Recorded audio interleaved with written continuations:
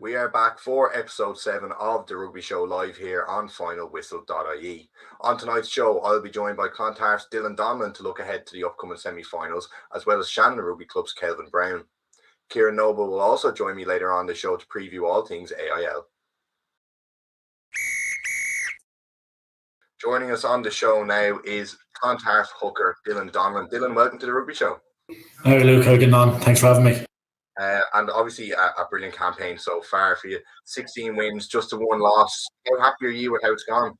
Yeah, look, I mean, you can't really ask for much more. 1 more win's probably all we could have got out of it. Really good season. The lads have just been turning up every week, putting in massive shifts every week, whether the weather has been, raining, snowing, sun shining. We adapt the rugby to what kind of conditions we got, and we've got ball players in the backs and some great big forwards as well, so we can play kind of anyway, and it's really shown this year. It really hasn't. It's a very stacked squad, and you have options everywhere. How important is that kind of rotation in the squad and competition for places? Yeah, I think this year is definitely the best squad we've had. Like when you just look at like the level of the club players that are there, so like, take the guys that come back from Leinster, you might get 1 or 2 every week, take them out of the equation. You look at the strength and depth that's there. Lads that are there Tuesday, Thursday, every Saturday, it's just phenomenal. Like someone stepped out, there's someone equally as good to fill their boots, and in some positions it's like 2 and 3, 4 deep even. So I suppose that's massive for us. And of course, Clontarf haven't won Division 1A since 2016. And if I can kind of bring your memory back to the start of the season, did you sit down kind of collectively as a group and discuss what the goals were for the season? Funny enough, it's probably the first year that we haven't had that sit-down meeting. I think every club who has aspirations to win it, they all sit down at the beginning, and like every club is saying the same thing. It's we want to win the AIL, we want to win, we want our J1s to win the Junior League as well, and the Cup. And I think it's actually the first year where we've kind of all just had an understanding of what obviously everyone wants to win, but what we actually have to do to make that happen. So we've kind of avoided that meeting. I suppose we probably had it about 3 or 4 times during COVID, so that made up for it. But yeah, we've kind of all come in with this, I suppose, this vision of what we want to do, and like everyone's just bought into it, and it's just been a really good year off the back of it. And you mentioned COVID there. How difficult was it for you, maybe personally, and for the whole team to get back into the swing of it and having games coming ticking fast?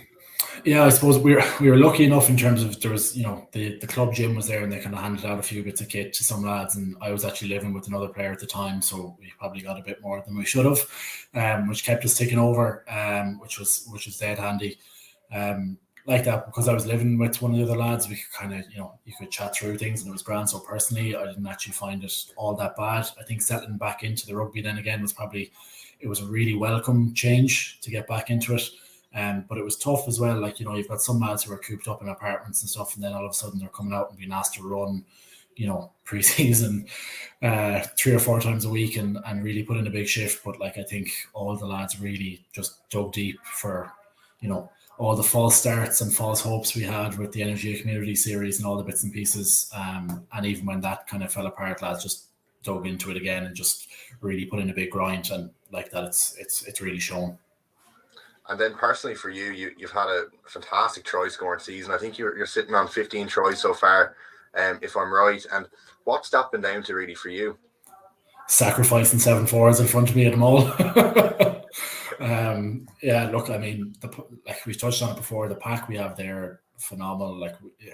And again, it came down to, I suppose, in the earlier parts of the season when the weather's been crap, we've had that power game where we can maul, we get in close, we can, kind of extra like pick and goes and get over. So 15 tries for probably about 13 meters. But yeah, it all comes down to, I suppose, the lads in front of me. The page, as we call him, Cormac Daly, doing a great job running our line out, leading the line out there. So yeah, their team tries really. I can't take all of them. I'll take 1 or 2, but I have to give a shout out to the lads for the rest of them. And like you said there with the pack, and you definitely have a pack that could really breeze through any other side in the division. And how much work kind of in training do you do at set pieces, at lineouts and scrums where you are very strong? Yeah, I suppose we're really lucky with the guys that we have there in terms of a lot of us would have played at some kind of representative level before, so there's a very good understanding amongst us. So we tend to do, I suppose, a unit split on a Tuesday and another one on a Thursday, and we'd focus on line out for one and scrum for the other. So like that, I suppose it's not your professional level where you're getting 3 or 4 days a week, but we make sure that we get the time to put into it and just keep us ticking over, because they're massive weapons for us. And then ahead of preparations for the game against UCD, obviously you have that home semi-final secured, and is planning maybe for that a little bit different to how it normally is? Are you still kind of very focused on getting that win? Yeah, I think, look, I mean, the boring rugby answer is always one game at a time. And, I suppose as boring as it is, that's the way we're looking at the moment. We're going to use this game as a building block for the semi-final.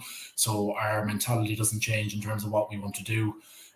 We'll keep a few things tucked up our sleeve for the semi-final, but I think we're really looking to use that UCD game to get a good team performance in, especially after giving a few guys a run there last week. So just building that team momentum again, and getting ready to welcome either Con or Trinity in the semi-final.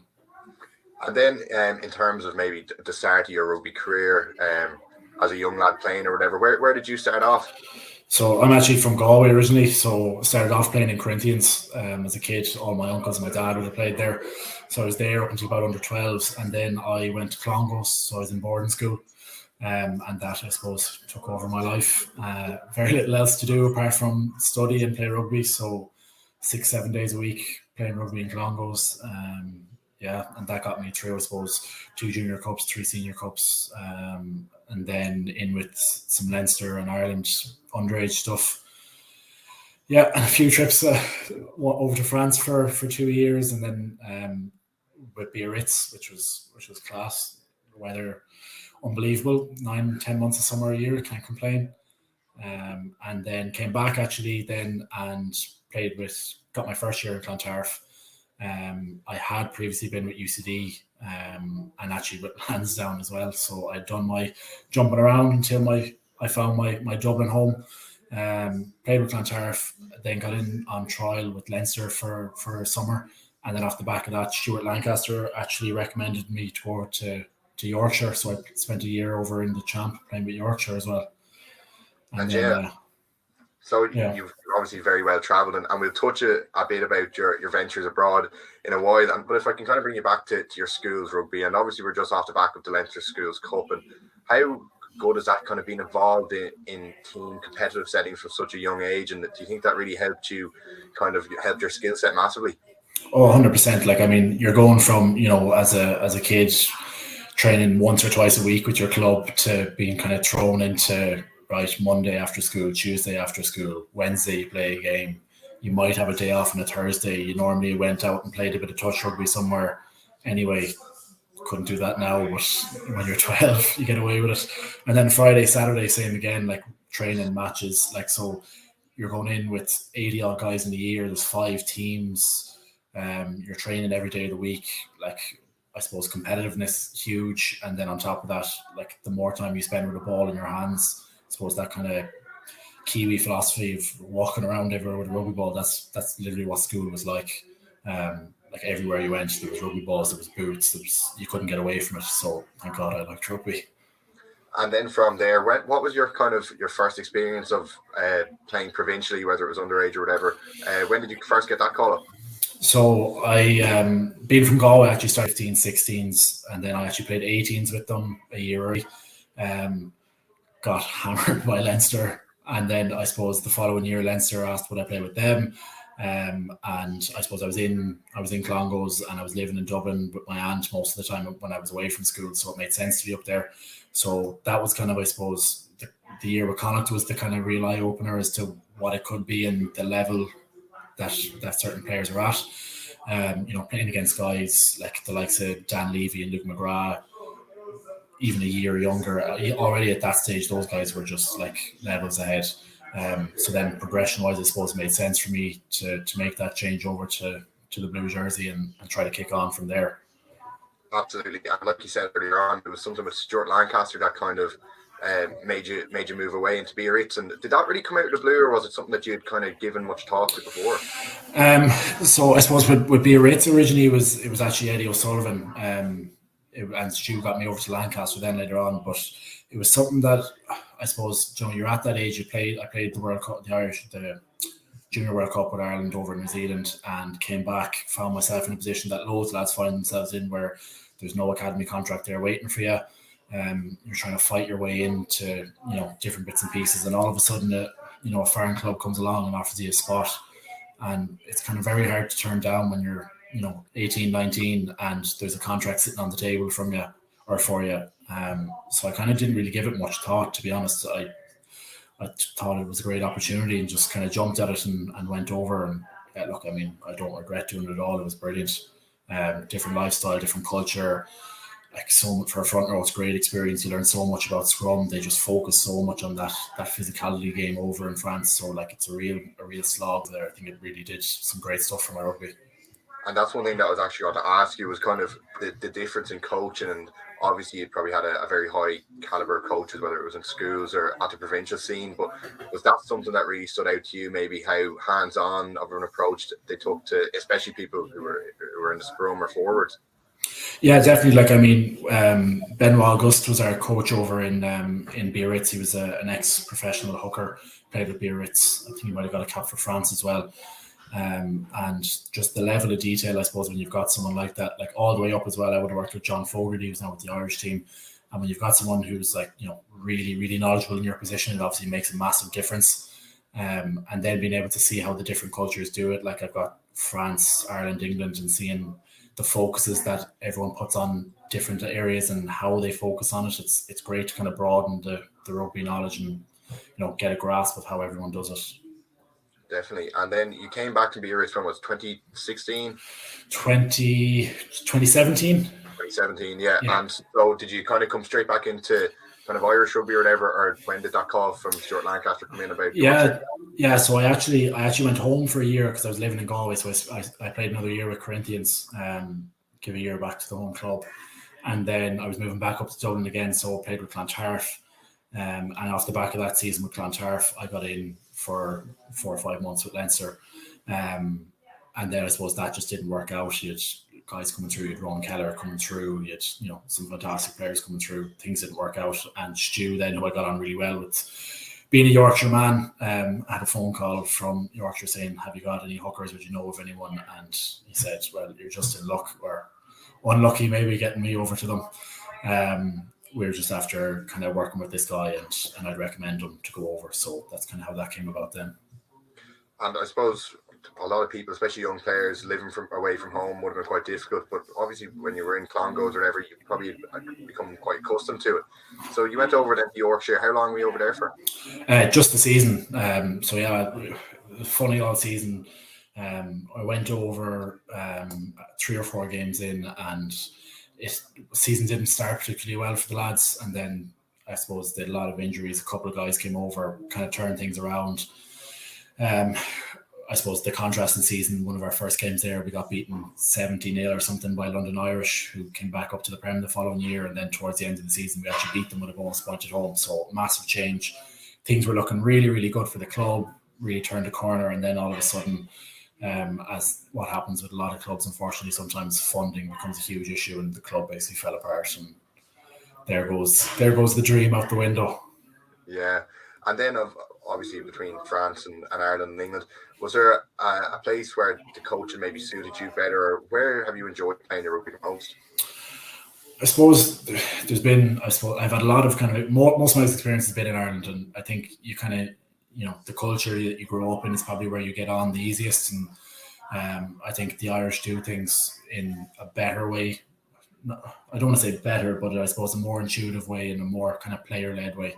I think a lot of the guys over in France and England, they're very one-dimensional. They're very good at what they do, but they can be very one-dimensional. So very good at getting you scrummaging, or very good at running a line out. But like, you've got props over there that can't even catch and pass a ball because they're just built to scrum. So I probably prefer the more well-rounded approach that we get at home. But like, there's also so much to learn from abroad. And obviously, if you're in big clubs like Racing or Exeter, that's a leap up again. I'm sure things are much better there, and they probably have a better overall view of things. And then finally, Dylan, we're just going to end on a little quick fire round that we've been doing with a couple of our guests. So if I was to say to you, of all time kind of players that you've played with, who's the best passer of the ball? Ross Byrne, I think.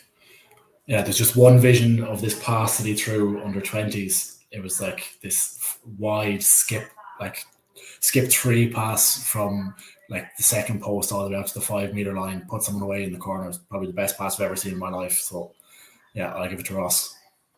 And then best kicker. Best kicker. There's a guy playing with us now in Clontarf, so I'm probably a bit biased, Conor Kelly. If there is someone that has to slot a touchline conversion, I know who I'm handing the tee to. Very good. And then best tackler. Over in Yorkshire, there was this guy named Richard Mayhew. He's a Kiwi. He used to play with the Blues. He was 32 or 33 when I was over there. Shredded to bits, arms as big as your legs, and he just hit everything that moved. So it has to be Rich. I'd say you had some difficult training days with him then. So yeah, I think those were the days I was injured, sore ribs and sore ankles or something keep me inside. And then best leader or captain that you've played with. When I was over in Biarritz, Eric Lund. You might remember him, big bald head, big long orange beard. He was a really good leader. Could really just get people in behind him to row in and just kind of, I suppose, follow the cause. And then was there ever a player that you played with that was maybe had a very high IQ on the pitch, was always one step ahead and knew what was coming? That's a tough one now. Put me on the spot. No, I think it's probably very hard to pick something like that because there's just so many players, I suppose, that you come across that just view the game in different ways. I probably wouldn't be able to give you an answer. We'd be here all night. Loads of guys that just have different ways of viewing the game, and I suppose they all make sense in their own heads, but the things they see, it just really opens your eyes. And then just finally, maybe a hero for you growing up or a real role model. I think Jerry Flannery was someone that I would have really looked up to when I was a kid. He was just like throwing the ball so good, great scrummager, built like a brick. He just hit everything. Like if you were trying to emulate someone in that time, I think it would have been him. And that's everything that we have anyway. Dylan, thank you so much for joining us today. It's been a pleasure. Yeah, great. Thanks for having me on. Yeah, and best of luck for the rest of the season, and hopefully you can get some silverware. Yeah, hopefully. Yeah. Thanks so much, Luke. Thank you. We are now joined by Shannon Rugby Club's Kelvin Brown. Kelvin, welcome to the Rugby Show. Cheers, guys. Thanks a million for having us on. Appreciate it. And obviously confirmed in the top 4 now with 1 game to spare. Are you happy with how the season's gone so far? Yeah, delighted. I suppose, look, if you told us at the start of the season we'd be in promotion spot, we'd be delighted. But yeah, I suppose the start of the season got after a bit of a shaky start. Last, I think it was the first 2 or 3 games in the last play of the game. So it was very, very tight. But I suppose we just we worked on those little bits that let us down and just became a bit more consistent and went from strength to strength. And I suppose here we are now, where we want to be come crunch time. So happy, can't complain. Now look, still lots to play for, but we're where we want to be at, 100%. Yeah. And you mentioned the start of the season there, and did you kind of as a group come together collectively and set goals for the season, or was it really just kind of take it game by game? Yeah, look, like I suppose it's cliche, game by game, but when you start any season, like promotion is where you want to be at come May. Like you don't play it just to turn up on a Saturday. Like the end goal is to win, and after winning, it's promotion. Like so yeah, like our goal was to be promoted, but it's just taking game by game, not looking too far ahead. We can only control what happens on a Saturday. We can't control what happens, further on like that. So, game by game, yeah. But look, promotion was always the plan. Was always the plan. Yeah, we've got a feel for it a couple of years ago, when we were promoted in was it 2019? I think. I think so. So we've had a feel for a lot of these players with the same kind of core group of lads. So we want that again. We know what it felt like, and we want it again. So, And like you said there earlier on, about maybe a slightly shaky start to the season, and some of them games in very late fashion. How do you kind of as a group come around that and maybe just go back to the drawing board and start again? Yeah, I suppose, look, the great thing about rugby, and it's great, is that after loss, you get to right the wrongs the following week. So, you get another bite of the cherry the following week. So, look, a lot of analysis goes into those games and to what went wrong, but also what went right, and I suppose trying to focus on them and not focus too much on what went wrong. What worked to your strengths. It was always little things kind of leaving us down. It was either a little discipline or a one little mistake. So it was just again getting more consistent and I suppose believing in ourselves that we can close out games, and I suppose that's what we really worked on, and it just became a habit then, and we went from strength to strength. So yeah. And well, you've more than made up for it, I think, in a recent form. 5 wins on the bounce since that loss to Naas. And how vital is it just to finish strongly, especially with this kind of new format to the season and with only one team going up? Yeah, it is. It's key. It's key, I suppose. It is a different format, so it's I suppose different teams are kind of looking differently at it. So yeah, but look, it's something that we're used to, and it's something that doesn't faze us, as I said, game by game, and whatever happens come the end of the season happens. But look, we're delighted to be in the position that we're in, with a big couple of weeks ahead. And then out of the whole AIL, I think 1B is probably one of the most competitive, if not the most competitive. Yeah. You have some serious teams, Old Wesley, Highfield, Naas. Is there a side there that have maybe stood out to you and maybe surprised you this season that you didn't think that they were going to be as good as they were? I couldn't put my finger on one. But I totally have to agree with you. It is one of the toughest, definitely, divisions there. Like, there's not much between any of the teams. Like, there's very, very little. As you can see with the amount of teams that are still in contention with getting into that third and fourth spot, there's very little between them. But no, there's been a lot of physical games home and away. There's been a lot. Yeah. And then if we bring it back to maybe the start of your playing career, and as a youth team player, were you always involved with Shannon? Yeah, I suppose it's a family club for me, and I suppose my parents actually met through Shannon. All my uncles played with Shannon on my mom's side. My grandfather was president on that side. On the other side, on my dad's side, my grandmother made the stew in Shannon for, I'd say, about 30 to 35 years, and that.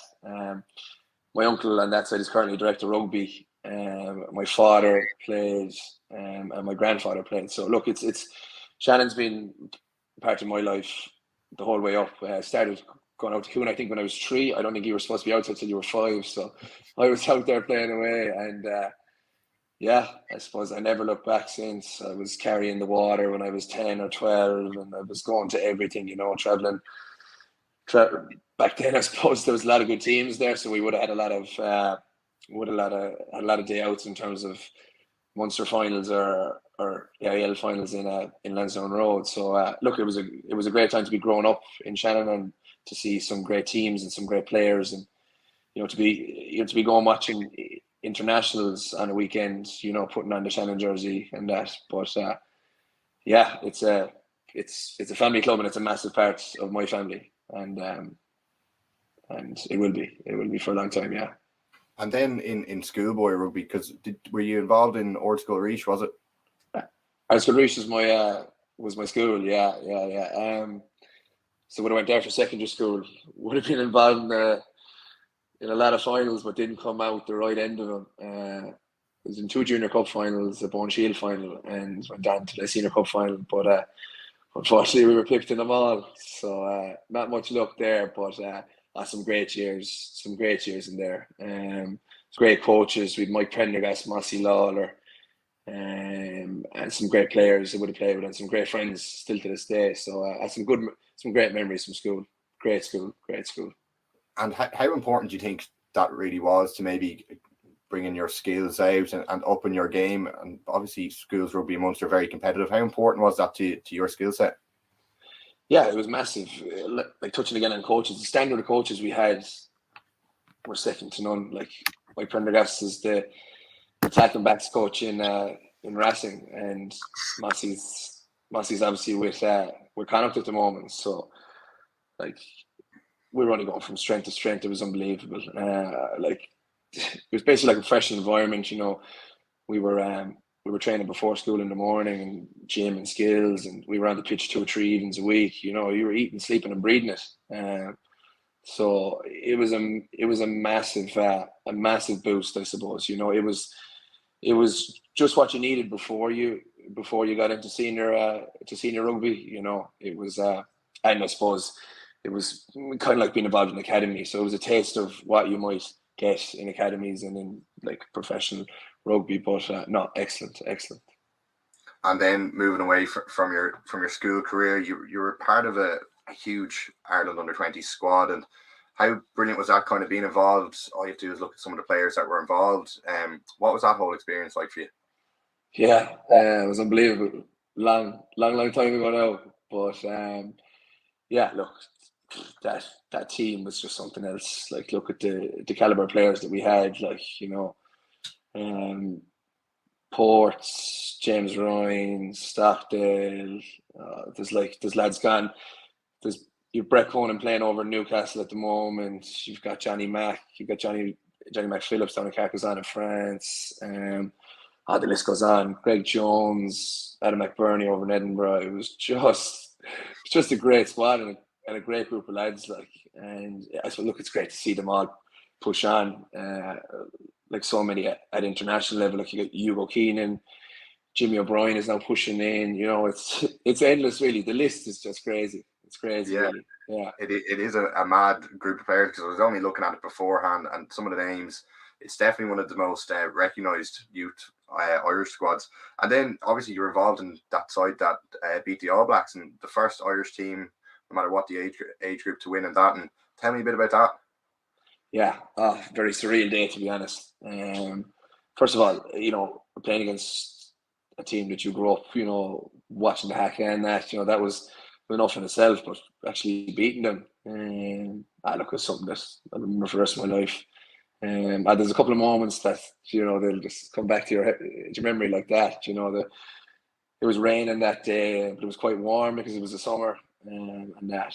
But it was just the feeling after was something else. I remember we actually, funny enough, that we were actually standing at the dressing room, or the New Zealand dressing room, after trying to swap jerseys, and they wanted nothing to do with us. Scott Robinson was actually coaching them at the time, and he actually came out and brushed past us and says, "Lads, go away!" Like, you know, it was us. We just beat them, and we were looking to swap jerseys with them. You know, but yeah, I suppose that just goes to show what it meant to us. You know, so yeah, unbelievable experience, unbelievable. And a huge campaign. And what did it end with? A silver medal, I think, was it? Was it silver? Yeah, beaten by England. Beaten well in the end. Beaten by England in AJ Bell, where South Sharks play. Packed out stadium. Look, great occasion. But we were pipped by quite a good English team. Yeah, we were pipped in the final. Look, they were home. Good English crowd there. It was a massive Irish contingent though. They're very, very, very spoiled. I think my family could have filled a 50-seater bus, I think, on the way over. There was that many of my family over there. But yeah, a great old spectacle, to be fair to it. And then kind of moving on from there, when was your first real season in the AIL? First real season, I suppose, would have been actually the season before the Junior World Cup. I came out of school, played that, and then Junior World Cup was the following season. So I would have played when I was 19, would have kind of broke onto the bench in the Shannon team, would have ended up being on the bench on a Saturday and playing a bit of seconds rugby on a Sunday. So could be playing up to 140 minutes every weekend. So really, really stood to me. Like, you could, you know, and like some of the seconds teams you were coming against up on a Saturday, you know, some like really, really, really tough, you know, players in their 30s that have been around for years and stuff. So really, really stood to me. I played an awful lot of game time that first year, an awful lot. be about 30, 35 minutes on Saturday and then a full game on a Sunday. And that would be throughout the whole season. So really stood to me. Yeah, that would have been the first season. So yeah, just the first season of school. It definitely has. And then, did you have a bit of a position change as well? Because where are you playing now? Were you playing at hooker? No, I might look like I am, but no. No. I thought I saw on the website it was hooker. Must be a mistake on the Shannon website. Are you still back row? Yeah, still in the back row. Yeah, still in the back row. Still there. Look, I switched between 6, 7, and 8, but no, haven't got in hooking yet. Even though it was a career change quite close there in 2018, just when I finished up at Munster. Yeah, they had tried to, or even 19, they had tried to get me in there, but no, I was sticking to my guns. Didn't want to go in there. And is there a position that you favoured, maybe that blind side or open side, or do you like being at that number 8? No, any of them. My role in my job doesn't really change. Like where I am, okay, at scrum time it might be a bit different, but around the field, my role doesn't change at all. So no, look, if it's 6, 7, or 8, my back doesn't bother me as long as I'm out there. It is what it is. Just get on with it. And then finally, we're gonna just finish with a bit of a quick fire round, Kelvin. So we're gonna do this a very broad spectrum, and you've a lot of top class players to choose from. So if I was to ask you best tackler that you've ever played with, no matter what the team, who would you say to me? Best tackler, is it? Yeah. Ooh, that's a tough one. That's a very tough one. You'll be on the spot here. We can move on. I'd have to say with Shannon, probably Darragh Oxley. He's a centre with Shannon. Probably one of the toughest guys I've ever been involved on a pitch with. On and off the pitch, tough on and off the pitch. Yeah, he'd be up there. Definitely. Yeah. You can actually hear him. You can actually hear him a lot of the times. So it says it all, really. Then best passer of the ball. Best passer of the ball would have to be Ben Sargent. He is. I would have with Shannon. I think one of the best skill sets I've ever seen in a player. And he'll tell you that probably first before you see it for yourself. But yeah, my God, one of the best passes I've ever seen. Ever, yeah. Brilliant. And then best kicker. Best kicker, one of the best kickers would probably have to be Ben Healy. I coached Ben in Glenstall a couple of years ago. No matter where I was on the pitch, the tee was out before you even give him a chance. Especially the touch as well. That man can kick a ball like I've never seen it. So it would have to be him. Another one to mention would be Conor Fitz as well in Connacht. Conor played with us in Shannon. Shannon's his club, so Fitzy definitely be up there as well. So we'd I'll have to go split decision on that one. Go with the two then. That's perfect. Yeah. And then the best leader that you've played with. Best leader, standout leader would have to be James Ryan. 100%. Just knew from first few times even playing with him, meeting him, you knew that he was going to go all the way, but that the leadership qualities he had was going to bring him to the next level. Like it was Paul O'Connell-esque. I trained with Paul a couple of times in Munster, and you just have that aura about someone, when they start speaking, that everyone listens and they say the right things at the right time and that. So yeah, stand out without a shadow of a doubt would be James Ryan. Yeah, and you hear a lot of people even say that kind of when they're speaking about James. And would you be backing him maybe to be the next Irish captain when Johnny hangs up the boots? 100% without a shadow of a doubt. Yeah, there's no one else I'd give it to. Yeah, definitely. As I say, he has that aura about him. He has the whole package. He has the whole package really. On and off the field, great lad. So I wouldn't be looking anywhere else other than JR. Yeah, definitely him. And then finally, just to finish this off, who was your real role model when you were younger? Someone that you looked up to and you aspired to be like? Well, look, I suppose it would have been my dad. It would have been my dad and my uncles. Aspiring to be like them playing for Shannon. That's probably before any professional player or any of that you would have looked at. Yeah, it would be my dad and my uncles definitely. Seeing them, put on the Shannon jersey on the weekend and see the way they, the pride that they had in it and the pride that everyone had in it. I suppose that's that's who I looked up to be. It would have been them, yeah. Definitely. And Kelvin, thank you so much for joining us today. It's been a pleasure having you on, and all the best for the rest of the season. Not a bother, lads. Thanks for understanding. I appreciate it. You're doing some great things with the podcast, so really enjoying it. So keep it up. Thanks, lads. I appreciate it, Kelvin. Thanks a million. And joining us now is Ciaron Noble, and we will take a quick look at the Leinster Schools Cup final and the final weekend of fixtures in the AIL. Ciaron, welcome back. How's things? How are you? I'm very good. We've had a very busy schedule now. Games have been coming quick and fast, and I suppose we have to start with that Leinster Schools Cup final. And your prediction did come true. Blackrock were crowned champions.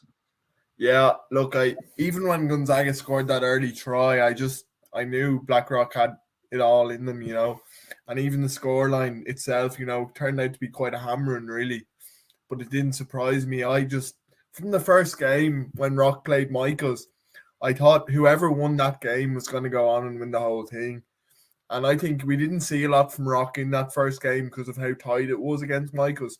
But you could just see in the other 3 games they played, they were levels above the opposition.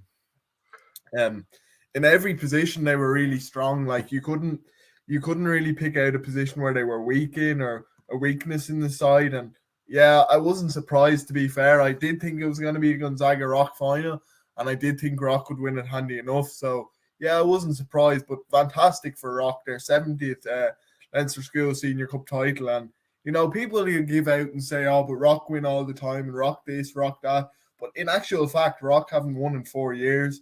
So people like to say Rock win all the time, but this is the first time in 4 years. I know COVID was a reason for that too.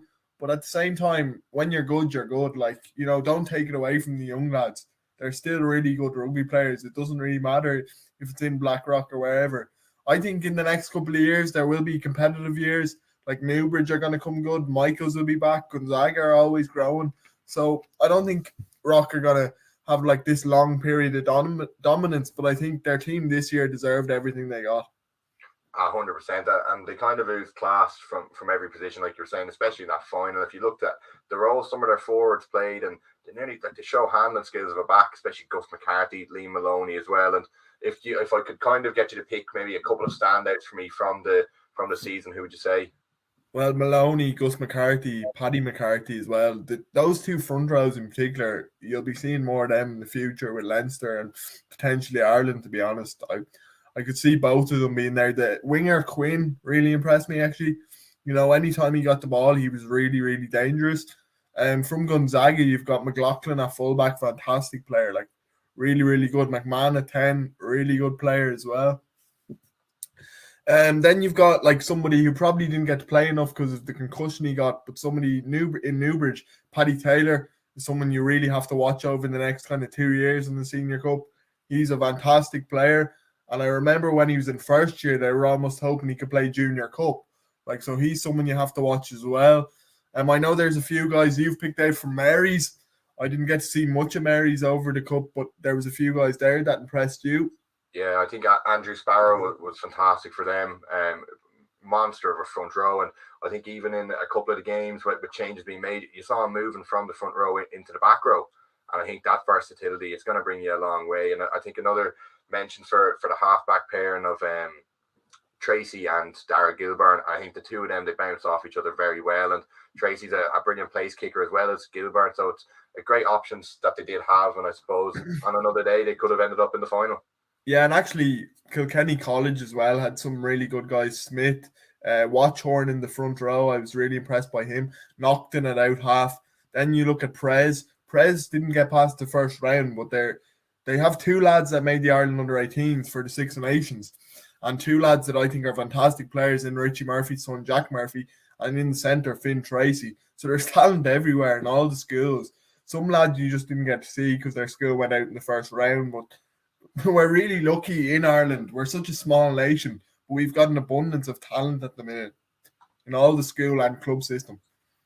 We really do.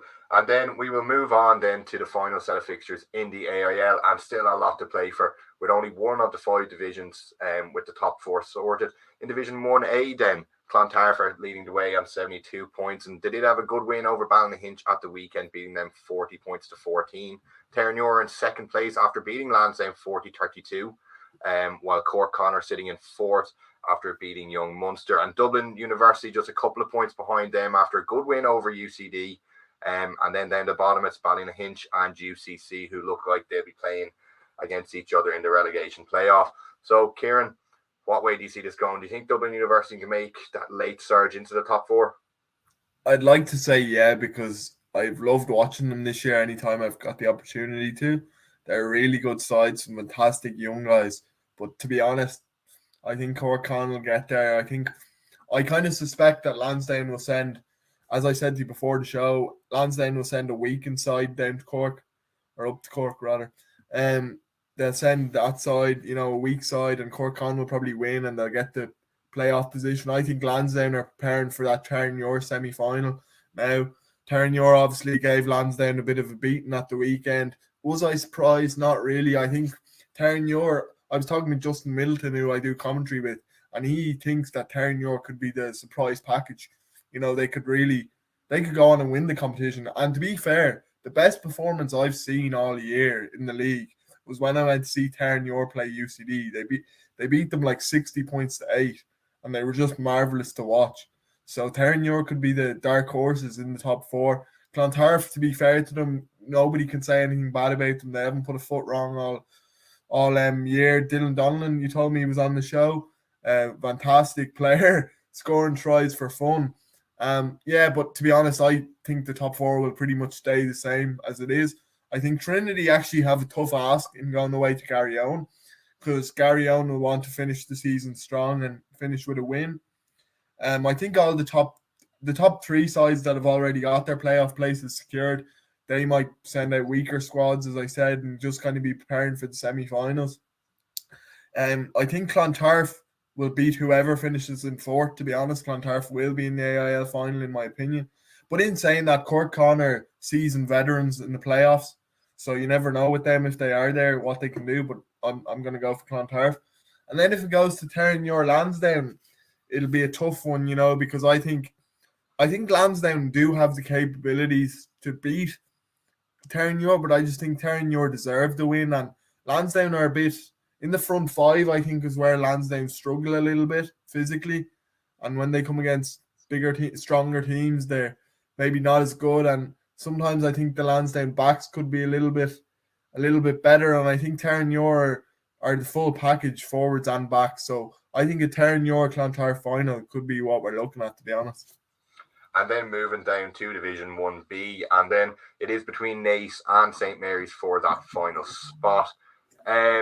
Mary's did lose to Old Wesley last week, while Highfield beat Navan 57 points to 7. Shannon also got another win under their belt after beating Banbridge 31 points to 6. So then with that top four, Mary's, they're going to need Belvedere to do them a favour by beating Naas or stopping them getting any points. Do you think it's too late for Mary's, or do you see them maybe getting a spot in that top four? Well, you never know, I suppose, but at the minute the advantage is with Naas. I think they've got that home game against Belvedere. They'll be fancying themselves to win that game. I think it'll be interesting to see what happens in 1B, to be honest, coming into the playoff stages. I think Shannon are a real team to watch. They've just got better as the weeks have went on. And then Wesley, to be fair, they've been outstanding, and they have to be everyone's favourites to go up. But now they're in the real business end, and it'll be interesting to see if they can back it up in the playoffs. And then you've got Highfield, who were doing so well for the first half of the season and kind of dropped off for the second half. So it'll be interesting to see what they have left in the tank come the playoff stages. And then Banbridge are second last, I think, and there's 4 points between them and Malone. I think Malone should be all right, and we're looking at Banbridge Navan, but I think Banbridge will have too much for Navan in terms of the relegation playoff. So I think Navan, as I've said pretty much every week, I think Navan are the team that are going to go down in that situation. And City of Armagh, actually, they're a team I was watching. I was doing the commentary with Justin there last week at the weekend. City of Armagh are a real impressive side that have had some big wins this year. Some results haven't gone their way, but they're a team to watch. if one or two results had went their way, they could have been in the top 4. I was really impressed when I watched them at the weekend. So they're a team that have done really well this year as well in 1B. But if I was to say what I think is going to happen in 1B, personally, I think we could be looking at an Old Wesley Shannon final. I'd actually like to see that. They're playing this weekend, which is funny. That was the first game I did, AIL game I did this year for the RFU and in Donnybrook, and Wesley scored in the last play of the game to win the match. I think it was Deegan got the try in the end under the post. But I think, this weekend you're probably not going to see, they're not going to show all their cards, but I think they could end up facing each other in the AIL final in a few weeks. And then probably the shock result of the round was between Naas and Malone, where Malone did beat them. And Malone are facing Navan then this weekend. And I suppose if they want any favours done, Banbridge, they're going to want Navan to beat them and Banbridge to get a win. And that means they do survive in the end. But do you think that's kind of set in stone? Banbridge, Navan, have they in your eyes been the poorest two sides in the division? Yeah, I've seen a bit of Banbridge, and I wouldn't say they're a poor side. I just think, everything is so close in 1B. I think there's not a big difference from like 2 to say 10, like in terms of quality. I think it's just about luck really. Sometimes if you can get a good run of form and you can get a few wins behind you, it can give you confidence and you can really push on. So I can't really say they're a bad side. Even with Navan, I don't think they're a bad side. I just think they've reached their level as such for the moment. And I think going back down would probably help them, like going to 2A. I think it will be Banbridge versus Navan in the relegation playoff. But even if it was Malone in the off chance, I think Malone would have too much for Navan as well. So. And then moving down to Division 2A, and this is without possibly the most competitive league around, with 3 teams still in the running for that 4th position. Old Crescent are in 6th on 40 points, MU Barnhall in 5th on 40 points, and then just 1 point ahead on 41 points is Ballymena in that all-important 4th position. And I suppose it was a bit of a missed opportunity for the likes of Old Crescent and Barnhall, who both did lose at the weekend, but thankfully for Ballymena, them results kind of went their way because Ballymena did lose to Buccaneers. I know you probably haven't seen an awful lot of 2A, but from the looks of things there, can it really go anyway? Yeah, well, I heard you're doing a Gillette Soccer Saturday, Jeff Sterling type thing on Saturday, again, when the results come in and you're watching the table and all that. But yeah, no, it seems like the most exciting division, to be fair, in terms of last weekend. A lot of the divisions, like even 1A and 1B, it's going to take a lot for it to change, I think, even though mathematically it can change. But 2A definitely does seem to be the most exciting, and that's what we like to see. Like, we like to be on the edge of our seats, and it gives the clubs a lot to play for going into the last weekend, and a lot to be excited about. So it should be pretty interesting to see what happens there. But also, you look at Old Crescent, who are in 6th. Yeah. They could still go on and win 2A and go up to 1B next season. So that's what makes it great as well. Like, they're in 6th place at the minute, but in a couple of weeks' time, they could have just won promotion to 1B, which really makes you think, like, it's all to play for, really. It really is. And Ballymena have probably the toughest fixture of all. They do play Queens at the weekend, while Old Crescent travel to Rainy Old Boys and MU Barnhall face Nina. And then another game in 2A, which is absolutely huge, and it's Cashel against Buccaneers. And that's obviously confirmed as one of the finals, with Cashel having home advantage. And this is a real rehearsal for the semi. And I suppose, what are they going to do with that? Are they going to field maybe quite different teams than they would in the semis, or do you think they're going to try get that psychological advantage? It depends what their mindset is. Like, some squads will prefer to go in heavy in the first game, beat them, so that the confidence is all there. And other teams will be like, oh no, let's not show all our cards here. Let's have maybe a 70% performance and leave the rest to the big game. It depends what their manager thinks and what they as a squad think they should do. Like, they're never going to say they go out to lose a game. They obviously go out to win, but it depends like how much they commit to the game itself. So it'll be interesting to see in those type of games. Like, Shannon and Wesley is another example of that we were talking about a minute ago. So yeah, it'll be interesting to see. I think it's just up to the coaches themselves, like what their game plan is and what they think is best for the team. And then moving down to Division 2B, and still everything to play for in that as well. Wanderers sitting in 5th place on 53 points, 2 points behind Galway Corinthians in 4th, Belfast Harlequins, Blackrock College, and Greystones all but confirmed for the semi-finals.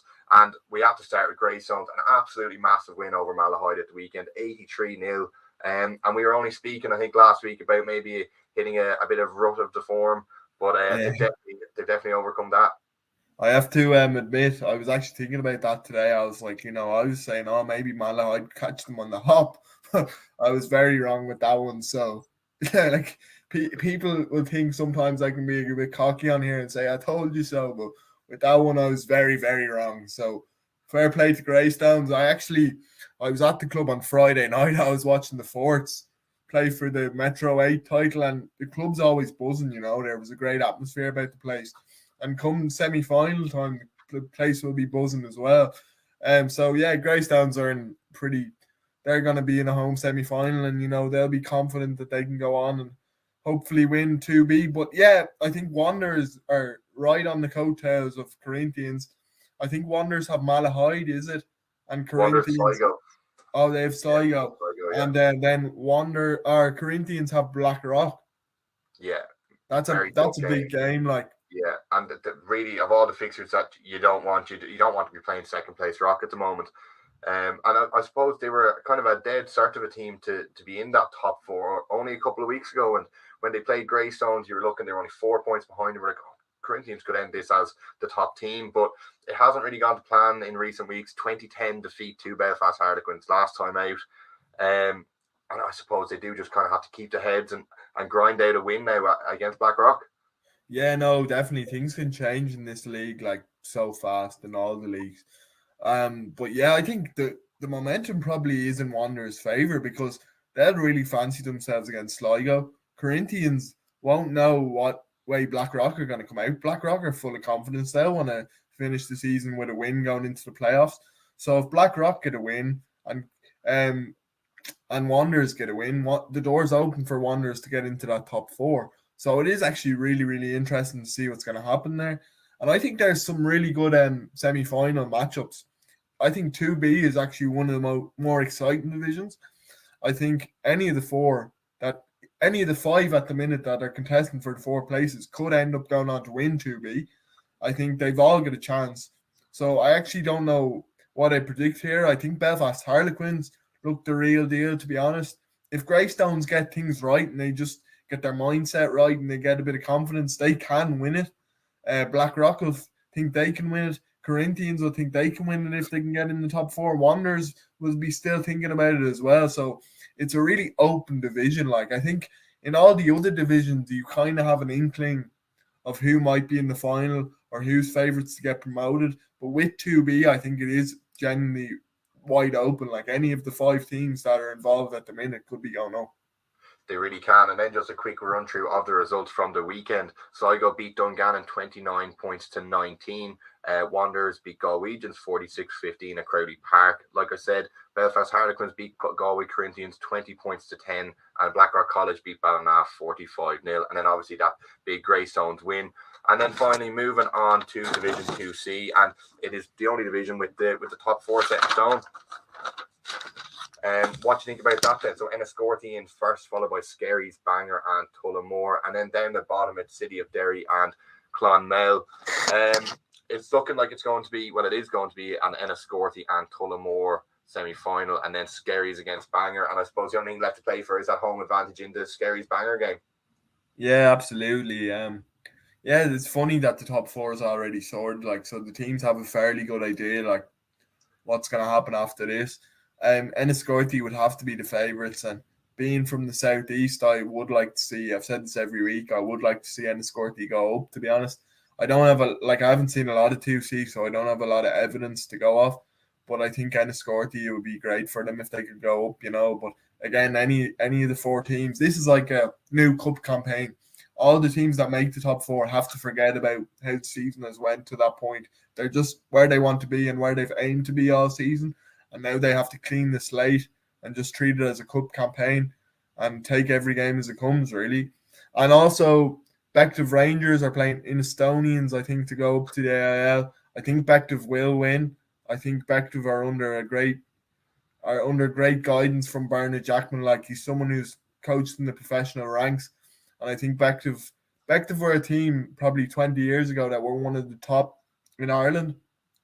And actually, my dad and my granddad both played for Bective, and it was quite sad for us all when Bective kind of went down to the Leinster League. We were all kind of disappointed, but now I think, under Birch, I think they will. There's a revival there, and there's a real good atmosphere in the club from what I've heard. So I think, there's great things to come from the club in the coming years. It really is, and I only saw it there earlier on myself. They're investing in that team as well. I saw Ross Maloney, obviously, Leinster and Ireland lock, helping him out with training and stuff. And like you said there seems to be a real buzz around the place. And why wouldn't there be? You're a game off coming back into the AIL after a lengthy enough absence as well. So all the best to Instonians and Bective Rangers in that game. So Ciaron, it's been a pleasure having you again, and we'll have to link up then next weekend to take another look at how the weekend's results went. Cheers, Luke. Sadly, that is all we have time for on tonight's show, but be sure to tune in next week at 8 p.m, where we will take a look at the final round of group stage action in the AIL, and we'll take a look into the Irish Women's Six Nations campaign. All the best.